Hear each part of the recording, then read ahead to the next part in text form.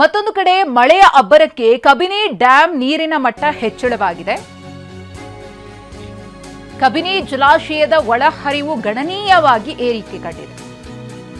ಮೈಸೂರು ಜಿಲ್ಲೆ ಬೀದಹಳ್ಳಿಯಲ್ಲಿರುವಂತಹ ಜಲಾಶಯ 25,000 ಕ್ಯೂಸೆಕ್ನಿಂದ 30,000 ಕ್ಯೂಸೆಕ್ ಕ್ಷಣ ಕ್ಷಣಕ್ಕೂ ಕೂಡ ನೀರಿನ ಒಳಹರಿವು ಹೆಚ್ಚಳ ಆಗ್ತಾ ಇದೆ. ಕಬಿನಿ ಜಲಾಶಯದಿಂದ ಅಪಾರ ಪ್ರಮಾಣದಲ್ಲಿ ನೀರನ್ನು ಕೂಡ ಬಿಡುಗಡೆ ಮಾಡಲಾಗ್ತಾ ಇದೆ. 12,000ದಿಂದ 25,000 ಕ್ಯೂಸೆಕ್ ಹೊರಹರಿವಿದೆ. ಸರಗೂರು ತಾಲೂಕಿನ ಬಿದರಳ್ಳಿ ಸೇತುವೆ ಮುಳುಗಡೆಯಾಗಿದೆ. ಕಬಿನಿ ನದಿ ಪಾತ್ರದ ಗ್ರಾಮಗಳಿಗೆ ಪ್ರವಾಹದ ಆತಂಕ ಕೂಡ ಇದೀಗ ಮನೆ ಮಾಡಿದೆ. ಜನ ಎಚ್ಚರಿಕೆಯಿಂದ ಇರಬೇಕು ಅನ್ನೋ ಸೂಚನೆಯನ್ನು ಸಹ ನೀಡಲಾಗಿದೆ. ಮಳೆ ಇಲ್ಲ ಅಂತ ಹೇಳಿ ಜನ ಕಂಗಾಲಾಗಿದ್ರು. ಆದರೆ ನಿರಂತರವಾಗಿ ಆಗ್ತಾ ಇರುವಂತಹ ಮಳೆ ಕಾವೇರಿ ಕೊಳ್ಳದ ಅಕ್ಕಪಕ್ಕದ ಜಿಲ್ಲೆಗಳಲ್ಲಿ ಪ್ರದೇಶಗಳಲ್ಲಿ ಒಂದು ಕಡೆ ಡ್ಯಾಮ್ಗಳು ಭರ್ತಿಯಾಗೋ ರೀತಿಯಲ್ಲಿ ಮಾಡಿದೆ. ನಮ್ಮ ಪ್ರತಿನಿಧಿ ರಾಮ್ ಮತ್ತಷ್ಟು ಮಾಹಿತಿಯನ್ನ ಕೊಡೋದಕ್ಕೆ ನೇರ ಸಂಪರ್ಕದಲ್ಲಿದ್ದಾರೆ ಕಬಿನಿ ಡ್ಯಾಮ್ನಿಂದ. ರಾಮ್, ಗಮನಿಸ್ತಾ ಇದ್ವಿ ಮೈಸೂರು ಭಾಗದಲ್ಲಿ ಕಾವೇರಿ ಕೊಳ್ಳದ ಭಾಗಗಳಲ್ಲಿ ಮಳೆ ಆಗ್ತಿಲ್ಲ ಅಂತ ಜನ ಮತ್ತು ರೈತರು ಆತಂಕದಲ್ಲಿದ್ರು. ಅದರ ನಡುವೆ ತಮಿಳುನಾಡಿಗೆ ನೀರು ಹರಿಸಬೇಕು ಅನ್ನೋ ಆದೇಶವೂ ಕೂಡ ಬಂದಿತ್ತು. ಆದರೆ ಸದ್ಯದ ಪರಿಸ್ಥಿತಿಯನ್ನ ನೋಡೋದಾದ್ರೆ ಡ್ಯಾಮ್ಗಳಲ್ಲಿ ಚೇತರಿಕೆ ಕಂಡು ಬರ್ತಾ ಇದೆ. ಕೇರಳದಲ್ಲಿ ಹಾಗೆಯೇ ಬೇರೆ ಬೇರೆ ಜಿಲ್ಲೆಗಳಲ್ಲಿ ಅಕ್ಕಪಕ್ಕದ ಜಿಲ್ಲೆಗಳಲ್ಲಿ ಮಳೆ ಆಗ್ತಾ ಇರೋದ್ರಿಂದ ಡ್ಯಾಮ್ಗಳು ಭರ್ತಿಯಾಗಿ ಆ ಒಂದು ಆತಂಕವನ್ನ ತಕ್ಕ ಮಟ್ಟಿಗೆ ದೂರ ಮಾಡ್ತಾ ಇದೆಯಾ ಅಂತ?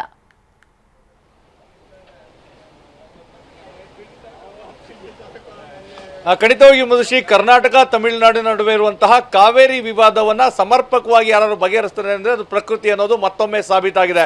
ನಾನೀಗ ಮೈಸೂರಿನ HD ಕೋಟೆ ತಾಲೂಕಿನ ಕಬಿನಿ ಜಲಾಶಯದಲ್ಲಿದ್ದೇನೆ. ನೀವು ನೋಡ್ತಾ ಇರಬಹುದು, ಏನು ಕಾವೇರಿಯ ವಿವಾದ ಸಾಕಷ್ಟು ತಾರಕಕ್ಕೇರಿತ್ತು. ತಮಿಳುನಾಡು ಕರ್ನಾಟಕ ನಡುವೆ ಜಟಾಪಟಿ ಶುರುವಾಗಿತ್ತು. ಅಂತಹ ಸಂದರ್ಭದಲ್ಲಿ ಪ್ರಕೃತಿ ಒಂದು ಪರಿಹಾರವನ್ನ ಕೊಡುವತ್ತ ಸಾಗಿದೆ. ಯಾಕಂದ್ರೆ ಒಂದಲ್ಲ ಎರಡಲ್ಲ ಬರೋಬ್ಬರಿ 30,000 ಕ್ಯೂಸೆಕ್ ಒಳ ಹರಿವು ಕಬಿನಿ ಜಲಾಶಯಕ್ಕೆ ಬರ್ತಾ ಇರುವಂತದ್ದು. ಈ ಹಿನ್ನೆಲೆಯಲ್ಲಿ ಕಬಿನಿ ಜಲಾಶಯ ಸಂಪೂರ್ಣವಾಗಿ ಭರ್ತಿಯಾಗಿದೆ. 84 ಅಡಿ ಗರಿಷ್ಠದಲ್ಲಿ ಈಗಾಗಲೇ 82 ಅಡಿ ತುಂಬಿರುವಂತದ್ದು.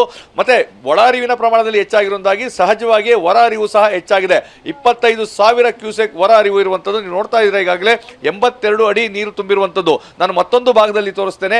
ಅಂದ್ರೆ ಈ ಒಂದು ಜಲಾಶಯದ ಮತ್ತೊಂದು ಭಾಗದಲ್ಲಿ ಈಗ ನದಿ ಪಾತ್ರಕ್ಕೆ ನೀರನ್ನು ಹರಿಯ ಬಿಡಲಾಗ್ತಾ ಇದೆ. ಬರೋಬ್ಬರಿ 25,000 ಕ್ಯೂಸೆಕ್ ಹೊರ ಹರಿವು ಇರುವಂತದ್ದು. ನದಿ ಪಾತ್ರಕ್ಕೆ ನೀರು ಬಿಟ್ಟಿರೋದ್ರಿಂದಾಗಿ ಈಗ ಏನು ತಮಿಳುನಾಡು ತನ್ನ ಪಾಲಿನ ಒಂದು ನೀರನ್ನ ಕೇಳ್ತಾ ಇತ್ತು. ಕಬಿನಿ ಜಲಾಶಯದಿಂದಲೇ ಆ ನೀರು ಈಗ ಹೊರ ಹರಿವಿನ ರಭಸವನ್ನು ನೀವೇನು ನೋಡ್ತಾ ಇದ್ದೀರಾ, ನೇರವಾಗಿ ತಮಿಳುನಾಡಿಗೆ ಹೋಗುವಂತಹ ಕೆಲಸ ಆಗ್ತದೆ. ಮತ್ತೆ ಈ ಒಂದು ಪ್ರಮಾಣ ಮತ್ತಷ್ಟು ಹೆಚ್ಚಾಗುವ ಸಾಧ್ಯತೆ ಇದೆ ಅನ್ನೋ ಒಂದು ತಜ್ಞರ ಅಭಿಪ್ರಾಯ ಆಗಿರೋದ್ರಿಂದಾಗಿ ರೈತರ ಮೊಗದಲ್ಲೂ ಸಹ ಈಗ ಸಂತಸ ಮೂಡ್ತಾ ಇದೆ. ಯಾಕಂದ್ರೆ ತಮಿಳುನಾಡಿಗೆ ನದಿ ಪಾತ್ರಕ್ಕೆ ನೀರನ್ನು ಬಿಟ್ಟ ನಂತರ ಕಬಿನಿಯ ಎಡದಂಡೆ ಮತ್ತು ಬಲದಂಡೆ ನಾಲೆಗಳಿಗೆ ನೀರನ್ನು ಹರಿಸೋದ್ರಿಂದ ಅಲ್ಲಿ ಕೆರೆ ಕಟ್ಟೆಗಳಿಗೆ ನೀರು ತುಂಬುತ್ತದೆ. ತಮ್ಮ ಬೆಳೆಗಳಿಗೆ ನೀರು ಸಿಕ್ಕಿಲ್ಲ ಅಂತ ಹೇಳಿದ್ರು ಸಹ ಕೆರೆಗಳಿಗೆ ನೀರು ತುಂಬಿದ್ರೆ ಅಂತರ್ಜಲದ ಮಟ್ಟ ಹೆಚ್ಚಾಗ್ತದೆ. ಈ ಕಾರಣಕ್ಕಾಗಿ ರೈತರ ಮೊಗದಲ್ಲೂ ಸಹ ಸಂತಸ ಮಾಡಿರುವಂಥ. ಮತ್ತೆ ನೀವು ಇನ್ನೊಂದು ಭಾಗದಲ್ಲಿ ನೋಡ್ತಾ ಇರುವಂಥ ಬಿದರಳ್ಳಿಯ ಆ ಸೇತುವೆ, ಅಂದರೆ ಸರಗೂರು ತಾಲೂಕಿನ ಬಿದರಳ್ಳಿ ಸೇತುವೆ ಏನಿದೆ, ಆ ಒಂದು ಭಾಗದಲ್ಲಿ ಸೇತುವೆಗೆ ಹೆಚ್ಚಿನ ಪ್ರಮಾಣದಲ್ಲಿ ನೀರು ಬಿಟ್ಟಂತ ಸಂದರ್ಭದಲ್ಲಿ ಕೆಳಭಾಗದಲ್ಲಿ ಇದ್ದಂತಹ ಸೇತುವೆ ಸಂಪೂರ್ಣವಾಗಿ ಮುಳುಗಡೆ ಆಗಿದೆ. ಅದೇ ಕಾರಣಕ್ಕಾಗಿ ಹೊಸ ಸೇತುವೆಯ ನಿರ್ಮಾಣ ಕಾರ್ಯ ನಡೀತಾ ಇದೆ. ಅದರಿಂದ ಅಲ್ಲಿನ ಜನರು ಒಂದಷ್ಟು ನೆಮ್ಮದಿಯ ನಿರಾಳವಾಗಿರುವಂಥದ್ದು. ಮತ್ತಷ್ಟು ಏನು ಕಬಿನಿಯಲ್ಲಿ ಪ್ರವಾಹದ ಭೀತಿ ಹೆಚ್ಚಾಗ್ತಾ ಇದೆ. ಯಾಕಂದರೆ ತಜ್ಞರು ಈಗಾಗಲೇ ಮತ್ತೆ ಕಾವೇರಿ ನೀರಾವರಿ ನಿಗಮದ ಅಧಿಕಾರಿಗಳು ಸಹ ಎಚ್ಚರಿಕೆಯನ್ನು ನೀಡಿದ್ದಾರೆ. ನದಿ ಪಾತ್ರದಲ್ಲಿರುವಂತಹ ಜನರು ಸುರಕ್ಷಿತ ಸ್ಥಳಗಳಿಗೆ ತೆರಳಬೇಕು. ಯಾವ ಕ್ಷಣದಲ್ಲೂ ಸಹ ಕೇರಳದ ವಯನಾಡಿನಲ್ಲಿ ಹೆಚ್ಚಿನ ಪ್ರಮಾಣದಲ್ಲಿ ಮಳೆ ಆದರೆ ಕಬಿನಿ ಜಲಾಶಯಕ್ಕೆ ಏನು 30,000 ಕ್ಯೂಸೆಕ್ ನೀರು ಹರಿದು ಬರ್ತಾ ಇದೆ, ಅದರ ಪ್ರಮಾಣ ಹೆಚ್ಚಾಗ್ತದೆ. ಸಹಜವಾಗಿಯೇ ಜಲಾಶಯ ತುಂಬಿರುವ ಕಾರಣಕ್ಕಾಗಿ ಆ ಹೊರ ಹರಿವಿನ ಪ್ರಮಾಣ ಸಹ ಹೆಚ್ಚಾಗ್ತದೆ. ಹೀಗಾಗಿ ಜನರು ಸುರಕ್ಷಿತ ಸ್ಥಳಗಳಿಗೆ ತೆರಳಿ ಅನ್ನೋ ಒಂದು ಮಾಹಿತಿ ನೀಡಿದ್ದಾರೆ. ಮಧುಶ್ರೀ, ಖಂಡಿತವಾಗಿಯೂ CM DK ಶಿವಕುಮಾರ್ ಈ ಬಗ್ಗೆ ವಿಶ್ವಾಸವನ್ನು ವ್ಯಕ್ತಪಡಿಸಿದ್ರು. ಎಲ್ಲ ಸಮಸ್ಯೆ ಬಗೆಹರಿಯುತ್ತದೆ ಅಂತ ಅವರು ಪದೇ ಪದೇ ಒಂದು ಮಾತನ್ನ ಹೇಳ್ತಾ ಇದ್ರು. ಪ್ರಯತ್ನಗಳು ವಿಫಲ ಆದರೂ ಸಹ ಒಂದು ಪ್ರಾರ್ಥನೆ ವಿಫಲ ಆಗೋದಿಲ್ಲ ಅಂತೇಳಿ ಪ್ರಾರ್ಥನೆ ಈಗ ಸಫಲವಾಗಿದೆ. ಕಬಿನಿಗೆ ಹೆಚ್ಚಿನ ಪ್ರಮಾಣದಲ್ಲಿ ನೀರು ಬರ್ತಾ ಇರುವಂತದ್ದು ಸಮಸ್ಯೆಗೆ ಒಂದು ಪರಿಹಾರ ಸಿಗುವಂತ ಲಕ್ಷಣಗಳು ಕಾಣಿಸ್ತಾ ಇದ್ದಾವೆ. ಮಧುಶ್ರೀ, ಧನ್ಯವಾದ ರಾಮ್ ತಮ್ಮ ಮಾಹಿತಿಗಾಗಿ.